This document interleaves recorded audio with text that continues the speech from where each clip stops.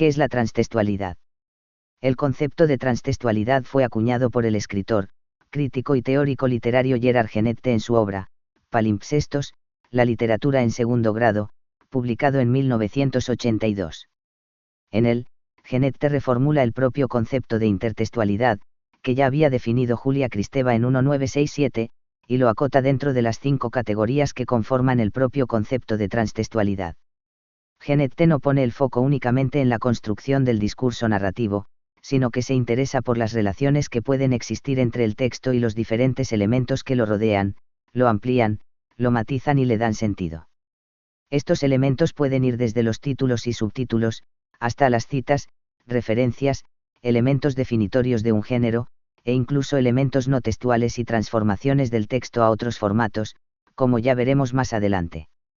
Para tratar de explicar estas relaciones, Genette habla de un concepto particularmente interesante, que es la trascendencia textual del texto, entendiendo el texto no de manera literal, sino como un tejido de significaciones, en donde se recoge no solo el texto escrito, sino también obras audiovisuales, fotográficas e incluso arquitectónicas. Por lo tanto, hablaremos de relaciones transtextuales cuando hagamos referencia a los fenómenos que relacionen a cualquier obra con otra, en sentido amplio. Esta relación podrá ser explícita, implícita o incluso subrepticia. Tipos de transtextualidad. Para Genette, casi todos los textos, literarios o no, y demás producciones creativas están relacionadas de alguna manera con otras obras previas, y divide la relación que se establece entre ellas en 5 grandes grupos. Intertextualidad.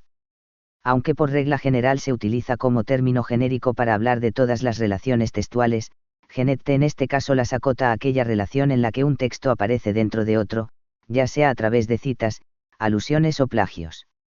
Por lo tanto, ambos textos deberán estar presentes, directa o indirectamente. La intertextualidad por cita es la más directa de las 3, ya que se incluye el texto anterior exacto, o un fragmento de este, normalmente entrecomillado y con mención al texto o al autor. Otro ejemplo más prosaico puede ser la reproducción exacta de las palabras dichas por un experto dentro de un texto académico. Por otro lado, la intertextualidad por alusión, asume que el receptor del texto tiene conocimientos o información suficientes acerca de las referencias citadas como para obviar al autor, el entrecomillado, o incluso ser flexible respecto al texto exacto que se cita. Este tipo de intertextualidad es muy habitual en prácticamente cualquier obra audiovisual o literaria, a modo de guiños y homenajes a otras obras anteriores de la cultura popular. Si el receptor no conoce la referencia previa, igualmente podrá seguir el discurso del nuevo texto, pero se perderá parte de la información y la intención del autor. La tercera es la más controvertida de las 3, ya que alude a una práctica delictiva. En la intertextualidad por plagio, el autor del nuevo plagio utiliza las palabras o imágenes de un autor previo sin citarlo, y haciéndolas pasar por un trabajo propio. Todos conocemos sonados plagios académicos, literarios, cinematográficos o publicitarios, puesto que, por desgracia, puede ser una práctica bastante común. Este tipo de intertextualidad se diferencia de la anterior en la intencionalidad del autor del nuevo texto, ya que no existe espíritu de homenajear, sino de apropiarse del trabajo de otra persona. Paratextualidad. En este caso, Genette no habla de un texto A o parte de él introducido en un texto B, sino que alude a la relación de un determinado texto con todos los elementos que sirven para complementar, reforzar, matizar o incluso dotar de un nuevo significado al texto. Estos elementos pueden ser no textuales, como imágenes, ilustraciones, colores, etc., o pueden ser textuales pero accesorias, como los subtítulos, títulos, prólogos o notas al pie. Por poner un ejemplo, la elección de una determinada fuente tipográfica y no otra, puede cambiar completamente el sentido del mensaje que se pretende transmitir.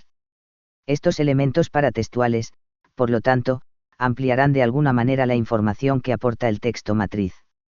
Metatextualidad.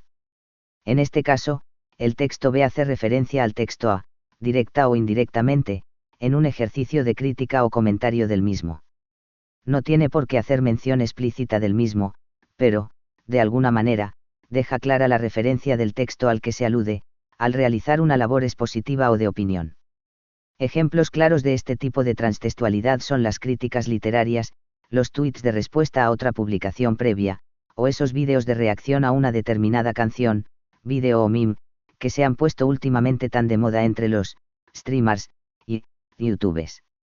Otro ejemplo de metatextualidad, quizás más extraño, pero también muy habitual, es la ruptura de la cuarta pared en el cine o el teatro, cuando uno de los personajes se dirige directamente al público, o cuando una obra se explica a sí misma de manera autorreferencial y autoconsciente. Toda una oda a la posmodernidad. Hipertextualidad. Ciñéndonos a la definición estricta, las relaciones hipertextuales son las que incluyen un texto B o hipertexto, que parte de un texto A, anterior a este, al que llamamos hipotexto. La relación que se establece entre el hipertexto y el hipotexto será, habitualmente, de imitación, parodia o transformación. Así tendremos, dentro de esta categoría, todas las versiones inspiradas en obras originales, la transformación de una obra en un formato diferente, o los sketches humorísticos que hacen alusión a personajes o circunstancias previas. De un mismo hipotexto pueden derivar muchos otros hipertextos, que en este caso serán los que le lleguen al receptor, ya que el hipotexto solo estará presente de manera implícita. Al igual que ocurría en la intertextualidad por alusión, el desconocimiento de la referencia por parte del receptor hará que parte del mensaje se pierda, en cierto modo. También hablamos de hipertextos en localización, cuando aludimos a fragmentos textuales o gráficos que están vinculados a otros como una manera de presentar la información de manera no necesariamente secuencial. Ese hipervínculo a nuestro artículo sobre localización que acabas de pasar por alto es un magnífico ejemplo de esta acepción. Architextualidad. Cuando hablamos de architextualidad no nos referiremos, como en los anteriores casos, solo a la relación existente entre el contenido de un texto respecto al del otro. Aquí también entrarán en juego aspectos formales y estructurales que los relacionan y los circunscriben a una determinada categoría. De manera muy genera, por ejemplo, sabremos que dos textos son poemas, porque ambos tendrán una serie de elementos relacionados como la métrica, la rima, la tabulación, etc. Así pues, esta categoría emparentará los textos, como dice el propio Genette, en función de estas categorías comunes en géneros literarios, subgéneros y clases de textos, permitiendo categorizar los textos a través de sus componentes. A pesar de que Genette define claramente estas 5 categorías diferenciadas, lo cierto es que es muy poco habitual que se encuentren aisladas, y a menudo aparecen como una combinación de varias de ellas.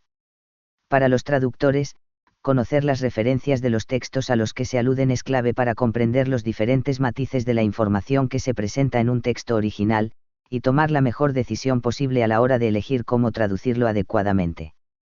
Por otro lado, en disciplinas como la transcreación, la localización, la internacionalización o la traducción audiovisual, un correcto uso de los paratextos e hipertextos y una adecuada comprensión de su definición ayudará a preservar el mensaje original y su intencionalidad, una vez traducidos.